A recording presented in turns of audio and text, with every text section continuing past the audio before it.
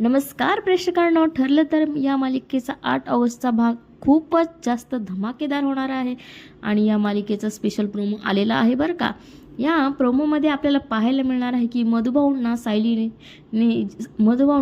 जे लहानपणी चित्र काढलेले होते ना, ते त्या चित्रावरून त्यांच्या लक्षात येते की सायली हीच तन्वी आहे.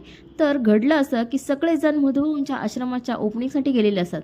त्यावेळी सगळेजण सायली आणि मधुभाऊंची माफी मागत असतात. पूर्ण आजी तर अक्षरशः कान पकडून माफी मागताना आपल्याला पाहायला मिळते आणि प्रतापराव आणि रविराज सुद्धा कान पकडून माफी मागतात. तेव्हा पूर्ण आजी म्हणतात, आत्तापर्यंत खूप चुकीचं समजलो आम्ही तुम्हाला, त्याबद्दल आम्हाला माफ करा. तेव्हा सायली हसतच म्हणते, त्यांचा हात धरून खाली घेऊन म्हणते, पण एका अटीवर, तुम्हाला माझ्या हातचं आयुष्यभर जेवावं लागेल. त्यानंतर सगळेजण आश्रम फिरत असतात. त्यावेळी प्रतिभा किचनमध्ये जाते. तिथे लहानपणी सायली चित्र काढायची ना, तिथे जाऊन थांबते आणि ती भाऊक होते आणि तिच्या लक्षात येते की सायली ही लहानपणी अशीच चित्र काढायची. तेव्हा मधुभाऊ हे ऐकतात ते आणि मग सायलीची मधुभाऊ जुनी चित्रकलेची वही काढून बघतात.